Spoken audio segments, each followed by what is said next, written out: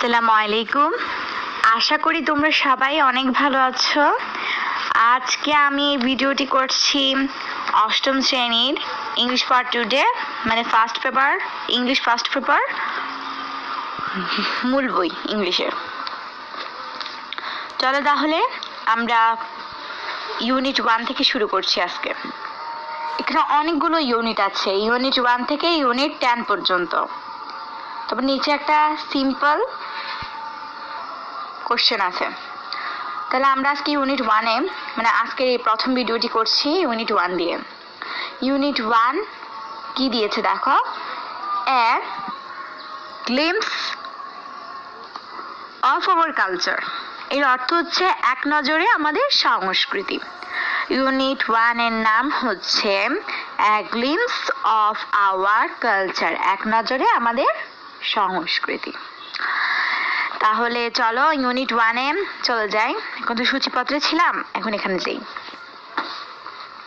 দেখো ইউনিট 1-এ a glimpse of our culture আগে বলেছে, এখানে নিচে কতগুলো চিত্র দেওয়া হয়েছে, এই চিত্রগুলো ভালো করে দেখে নাও। এরপর নিচে দেখো, একদম নিচে লেখা আছে after we have studied this unit we will be able to. এর অর্থ হচ্ছে এই ইউনিট অধ্যায়ের, মানে এই ইউনিট অধ্যয়নের পর আমরা সমর্থ হব, মানে এই ইউনিট, মানে ইউনিট 1টার কথা বলা হচ্ছে। ইউনিট 1টি পড়ার পর, মানে এ গ্লিম্পস অফ আওয়ার কালচারটি পড়ার পর আমরা বুঝতে পারবো যে এখানে কি আছে। মানে নিচে দেখো, নিচে লিখেছে read and understand text through silent reading. এর অর্থ হচ্ছে, মানে ওরা বুঝাতে চাইছে নীরব পাঠের মধ্য দিয়ে পাঠ্যাংশ পড়তে ও বুঝতে। এরপর নিচে লিখেছে ইনফর মিনিং ফ্রম কনটেক্সট। এর অর্থ হচ্ছে প্রাসঙ্গিকতা থেকে অর্থ অনুমান করতে। এরপর নিচে বলেছে ask and answer questions. Ask and answer questions অর্থ প্রশ্ন জিজ্ঞাসা করতে ও উত্তর দিতে। তারপর হচ্ছে রাইট আনসার্স টু কোশ্চেনস, প্রশ্নগুলোর উত্তর লিখতে। তারপর নিচে লিখেছে একদম লাস্ট যেটা লিখেছে সেটা হচ্ছে রাইট শর্ট কম্পোজিশনস, অর্থ সংক্ষিপ্ত রচনা লিখতে। এরপরে আমরা তো এগুলোর অর্থগুলো পড়ে নিলাম। এরপরে যাই পেজ নাম্বার 2-তে। দেখো এখানে লেসন 1-এ দেওয়া হয়েছে আওয়ার ফোক সংস, অর্থ আমাদের লোকসঙ্গীত। ঠিক আছে, এরপর কতগুলো কিওয়ার্ডস দেওয়া হয়েছে। কিওয়ার্ডস অর্থ কি জানো? কিওয়ার্ডস অর্থ হচ্ছে গুরুত্বপূর্ণ শব্দসমূহ। মানে ওরা বিভিন্ন ধরনের, এই লেসনটা থেকে ওরা যে শব্দগুলো ওদের গুরুত্বপূর্ণ মনে হয়েছে সেগুলো তারা এখানে উল্লেখ করে দিয়েছে। ফোক অর্থ কি? লোকজ। ফোক অর্থ লোকজ। মিউজিক্যাল, মিউজিক্যালের সাথে কিন্তু আমরা অনেকেই পরিচিত, তাই না? অধিকাংশ জনই পরিচিত। মিউজিক্যাল অর্থ সঙ্গীত সংক্রান্ত। তারপর হচ্ছে ইনস্ট্রুমেন্টস অর্থ বাদ্যযন্ত্র। এরপর দেখো এ নাম্বার, নিচে এ নাম্বার যেটি দেওয়া হয়েছে ওয়ার্ক ইন পেয়ার্স। এর অর্থ হচ্ছে যুগ্মভাবে কাজ করো। Read out the musical instruments and answer the following questions. বাদ্যযন্ত্রগুলোর নাম পড়ো এবং নিচের প্রশ্নগুলোর উত্তর দাও। পড়ার মাঝখান দিয়ে আমি তোমাদেরকে একটা কথা বলে রাখতে চাই। তোমরা যদি ক্লাস 8-এর ইংলিশ ফার্স্ট পেপার, মানে ইংলিশ ফর টুডে বইটার যদি লেসনগুলো ভালোভাবে পড়তে পারছো না, ইউনিটগুলো পড়তে পারছো না, আমি কিন্তু এই লেসন 1টা শুরু করেছি, তারপর লেসন 2, লেসন 3 এভাবে করে করে সবগুলো পুরো বইটারই কিছু অংশ আমি ছাড়বো ইউটিউবে। তো তোমরা যদি না পারো তাহলে আমার চ্যানেলটিকে ফলো করতে পারো, এবং এরপরে কিন্তু আমি লেসন 2 ছাড়বো, এভাবে দেখতে পারো আর উপকৃত হতে পারবে। বা তোমরা কমেন্টস করতে পারো যে তোমরা যেগুলো বুঝছো না সেগুলো কমেন্টস করে আমাকে লিখে জানাতে পারো। তাহলে আমি চেষ্টা করব আমার সাধ্যমতো যে তোমরা কি বুঝছো না সেটা বুঝিয়ে বলার। ঠিক আছে? আর অবশ্যই আমার চ্যানেলটা একটু সাবস্ক্রাইব করে দিবে, পাশের বেলটা বাজিয়ে দিবে যেন আমি যে ভিডিওগুলো ছাড়বো সেগুলো তোমাদের কাছে নোটিফিকেশন হিসেবে চলে যায়। আর যদি ভালো লাগে থাকে তাহলে অবশ্যই লাইক দিবে। তাহলে চলো আমরা আবার পড়ায় চলে যাই। দেখো এখানে চকের ব্যাপারে আমরা কথা বলছিলাম।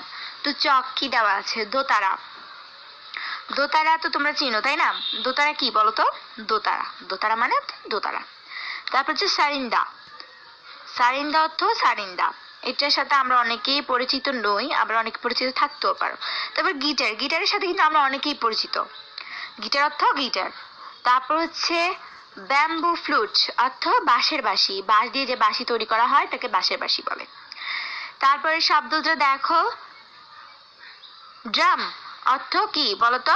ঢোল। ঢোল, ওই যে ঢোল গান গাওয়ার সময় যেমন ঢোল বাজায়, ওই ঢোলটার কথা বলা হয়েছে। তারপর হচ্ছে তবলা। তবলা অর্থ তবলা। ঢোল তবলা এই দুটোর সাথে কিন্তু আমরা অনেকেই পরিচিত তাই না?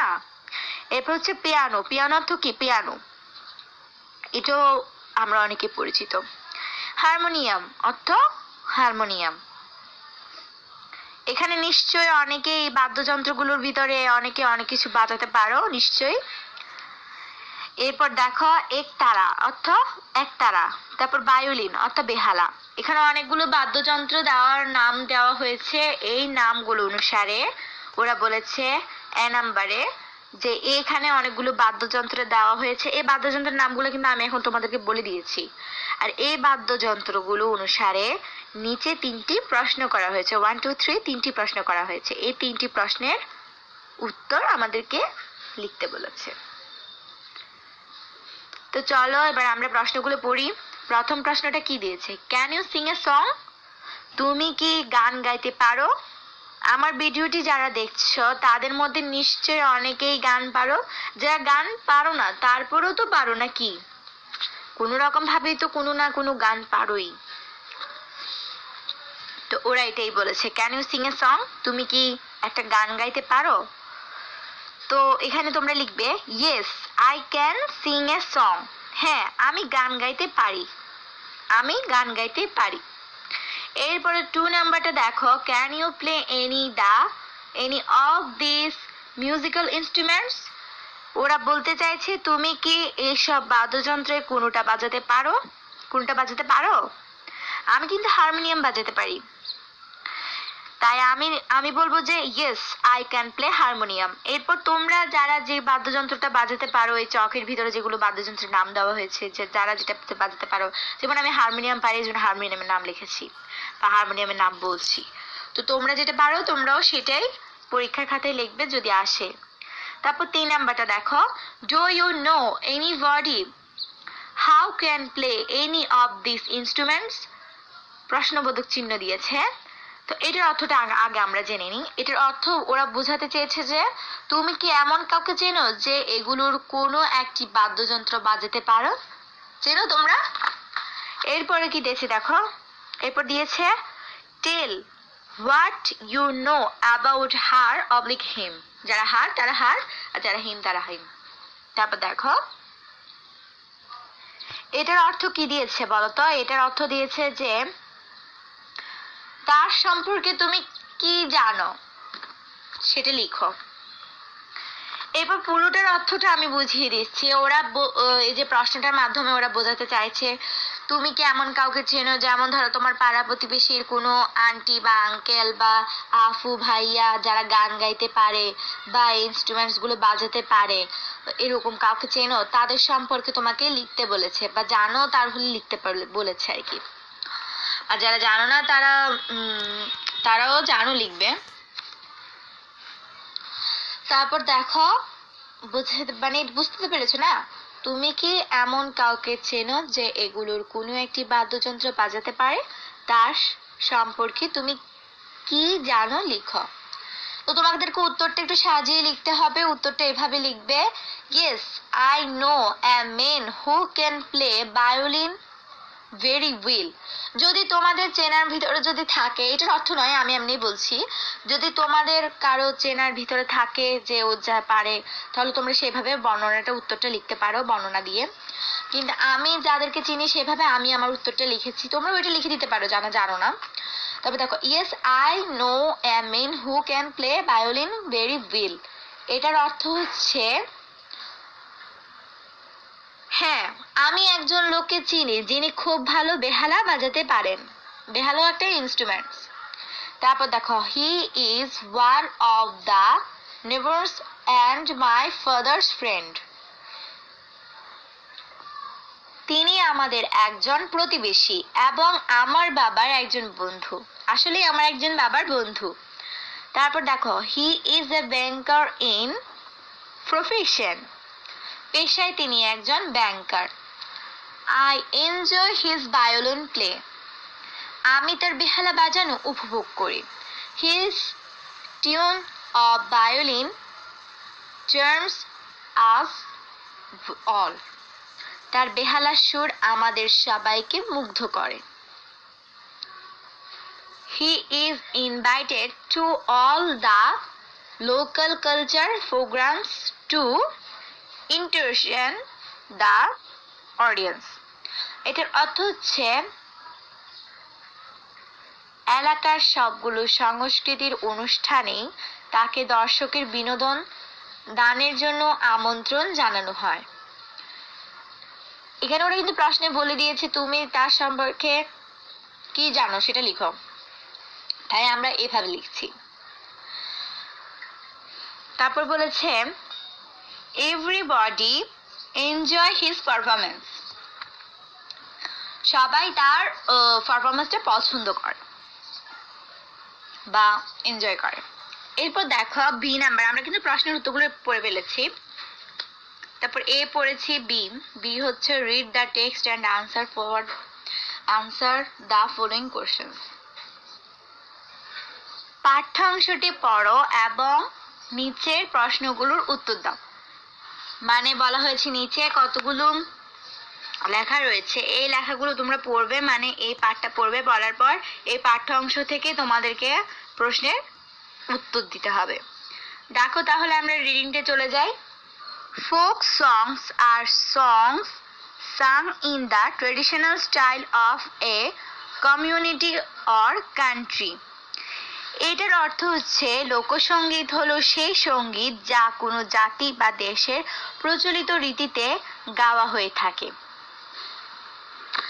আমি আবারও বলে দিচ্ছি, তোমরা যদি আমার পড়ানোতে কিছু বুঝতে না পারো তাহলে আমাকে কমেন্ট করে অবশ্যই জানাবে, আমি চেষ্টা করব তোমাদেরকে বুঝিয়ে দেওয়ার জন্য, ঠিক আছে? এরপর দেখো, here the traditional style includes the themes, words and tunes of the songs that have excited for a long time among the common people. এর অর্থ হচ্ছে এখানে প্রচলিত ধারার মধ্যে থাকে সঙ্গীতগুলোর বিষয়বস্তু, শব্দ ও সুর যা সাধারণ মানুষের মধ্যে দীর্ঘদিন ধরে চলে আসছে। এরপর we have a rich history and collection of folk songs in Bangladesh. বাংলাদেশে লোকসঙ্গীতের এক সমৃদ্ধ ইতিহাস ও সম্ভার রয়েছে। of them পল্লীগীতি, ভাটিয়ালি, ভাওয়াইয়া, জারি, সারি, গম্ভীরা, লালন গীতি, পালা গান। তারপর এগুলো তোমরা চেনো, এগুলো বেশিরভাগ গ্রাম অঞ্চলে কিন্তু গাওয়া হয়। এরপর হচ্ছে and songs of Hason Raja are very popular. Hason রাজাকে তো আমরা সবাই চিনি না, আগে থেকে চিনি, আগের পূর্বের ক্লাসেও কিন্তু তোমরা হাসন রাজা সম্পর্কে অনেক কিছুই পড়ে এসেছো। এবার এটার অর্থ হচ্ছে এগুলোর মধ্যে পল্লীগীতি, ভাটিয়ালি, ভাওয়াইয়া, জারি, সারি, গম্ভীরা, লালন গীতি, পালা গান ও হাসন রাজার গান খুবই জনপ্রিয়। এরপর আরেকটি লাইন বাকি আছে, সেটাও পড়ে নি। The traditional musical instruments are usually played with these songs. এটার অর্থ হচ্ছে এইসব গানের সাথে সাধারণত প্রচলিত বাদ্যযন্ত্রগুলো বাজানো হয়ে থাকে।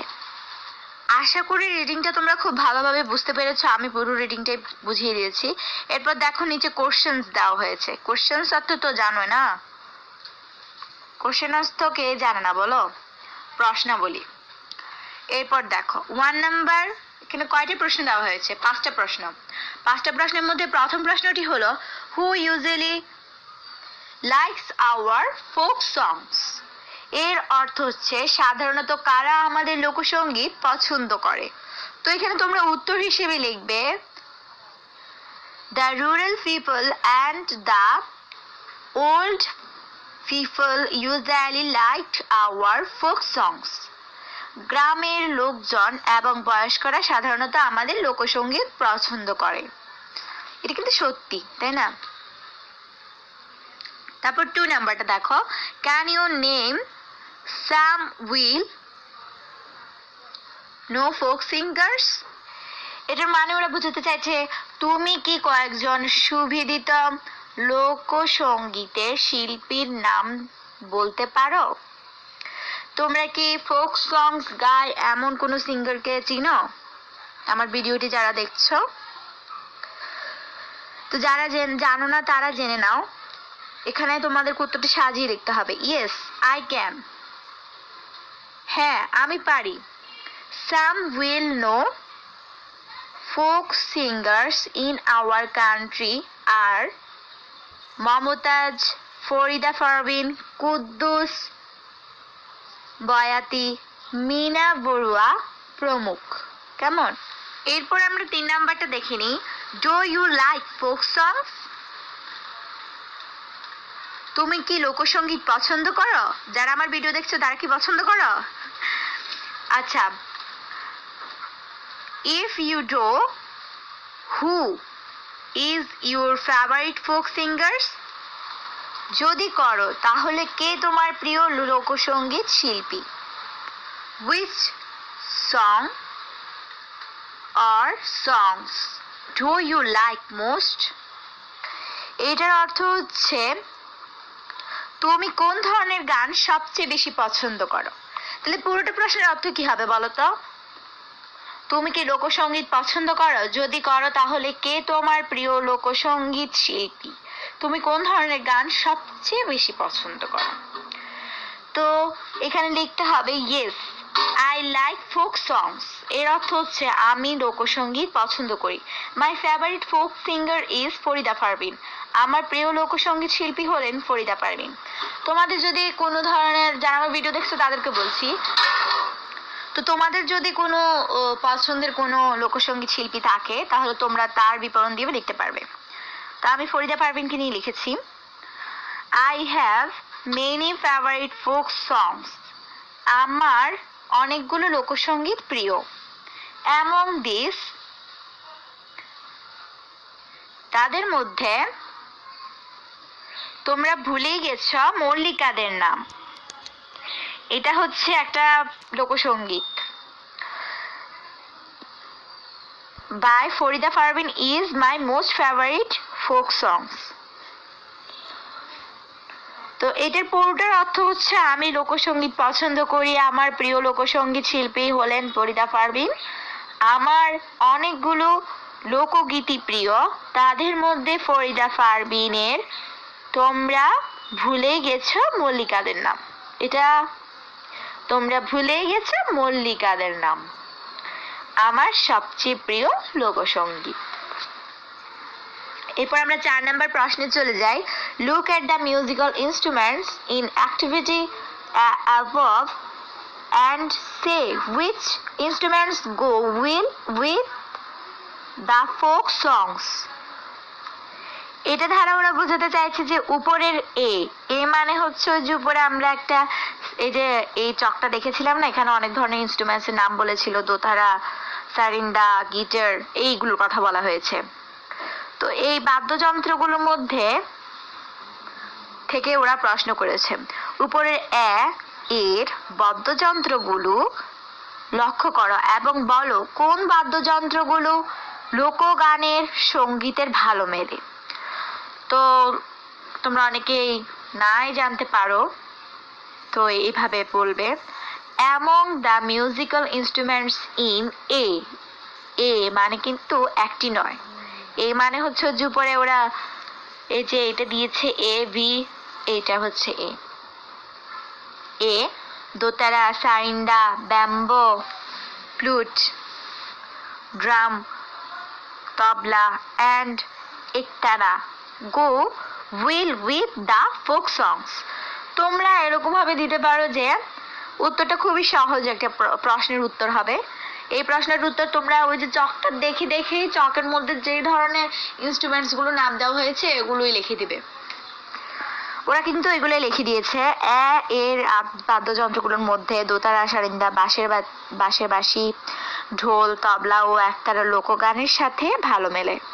তো আমরা 5 নম্বরে চলে যাই। Discuss in groups whether the modern instruments like the guitar and the piano could be played with the folk songs. দলবদ্ধভাবে আলোচনা করো গিটার ও পিয়ানো এসব আধুনিক যন্ত্রপাতি পল্লীগীতিতে বাজানো যায় কিনা। আমার ভিডিও যারা দেখছো তারাও একটু চিন্তা করে দেখো তো বাজানো যায় কিনা। করছো? তো এখানে যখন প্রশ্নে বলা আছে যে দলবদ্ধভাবে আলোচনা করো, তা আমরা বলছি দলবদ্ধভাবে যখন আলোচনা করতে বলো তখন ওটা তো আমরা ওভাবে করতে পারি, ডায়লগ হিসেবে করতে পারি, তাই না? ডায়লগ হিসেবে করতে পারি। যেমন ধরো ডায়লগে থাকে অনেকে মিলে কথা বলছে ওইভাবে। তো এটা আবার ডায়লগ না, তোমরা আবার ডায়লগ মনে করবে না। এটা কিন্তু ডায়লগ নয়, এটা মানে একজন অন্যজনের সাথে কথোপকথন করছে ওই ব্যাপারটা। তো আমি এটা তো তোমাদেরকে একদম ভালোভাবে দেখিয়ে দিচ্ছি। আমি তোমাদেরকে এটা বলছি, দেখো এটা দেখে নাও। দেখে নিয়েছ? এবার দেখো আমি তোমাদেরকে এটা পড়ে শোনাচ্ছি। দেখো এখানে কিন্তু ওরা নাম দিয়েছে 1 জন, 2 জন, 3 জন। এখানে কিন্তু 3 জন আছে, ঠিক আছে? 3 জন মিলে আলোচনা করেছে।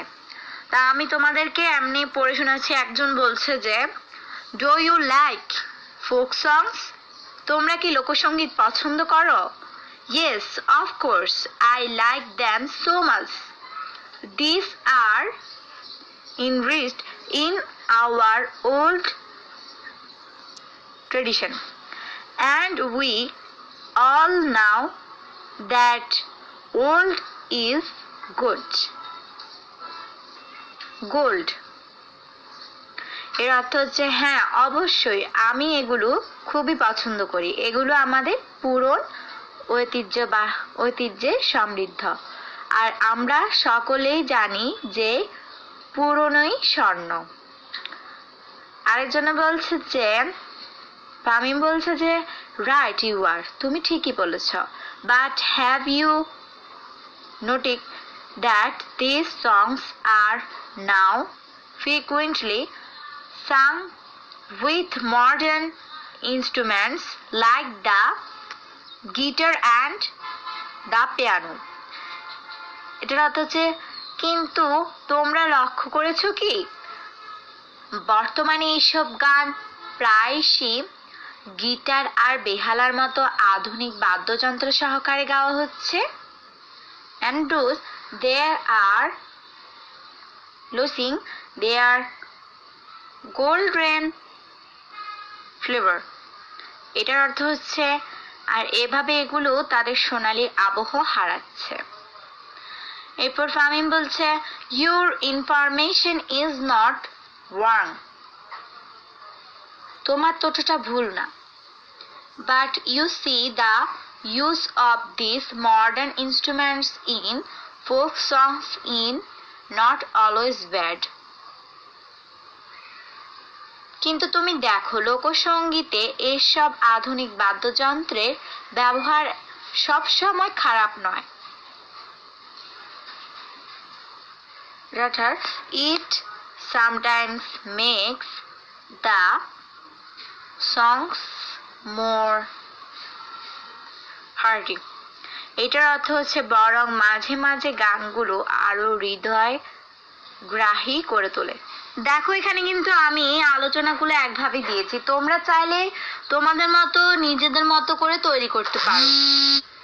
এরপর তানভীর বলছে দ্যাটস রাইট, সেটা ঠিক আছে, but ইম্পোর uses of modern instruments in folk songs in is tantamount to disrespecting our golden tradition. এটার অর্থ হচ্ছে সেটা ঠিক আছে, কিন্তু লোকসঙ্গীতে আধুনিক বাদ্যযন্ত্রের যথেচ্ছ ও অযথা ব্যবহার আমাদের স্বর্ণালী ঐতিহ্যকে অসম্মানের শামিল। তারপর তানজিম বলছে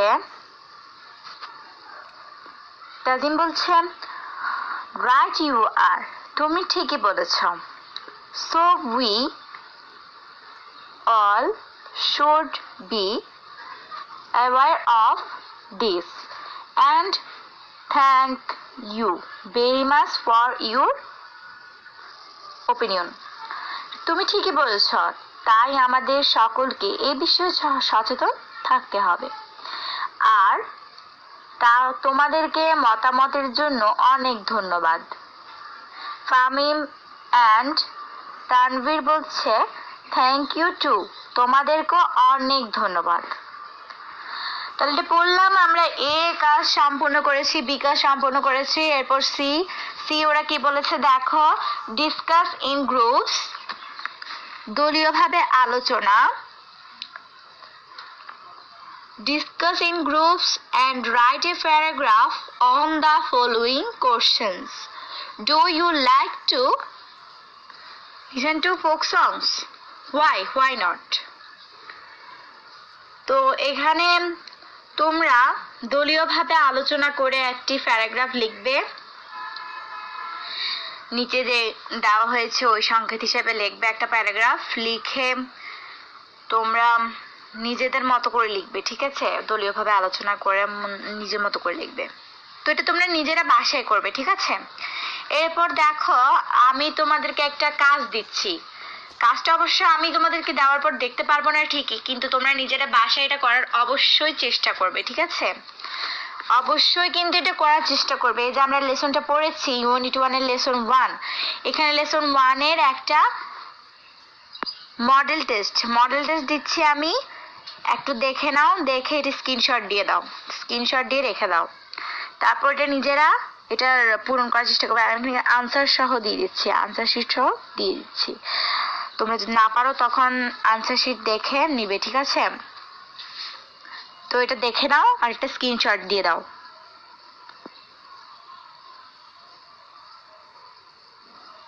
তাহলে এটা তোমাদের কাজ, বাড়ির কাজ। আজকে ভিডিওটি এই পর্যন্তই। তো তোমরা সবাই ভালো থেকো। আর আমার ভিডিওটি পুরোটা দেখার জন্য, যারা পুরো ভিডিওটা দেখেছ তাদেরকে অনেক অনেক ধন্যবাদ। আর আমি আরেকটা কথা বলি, যারা আমার পুরো ভিডিওটি দেখেছ ভালোভাবে মনোযোগ সহকারে, তারা কিন্তু ভালো রেজাল্ট করতে সক্ষম হবে, ঠিক আছে? তো আমার কাজটা কিন্তু করে নেবে, আমি কিন্তু বারবার বলছি।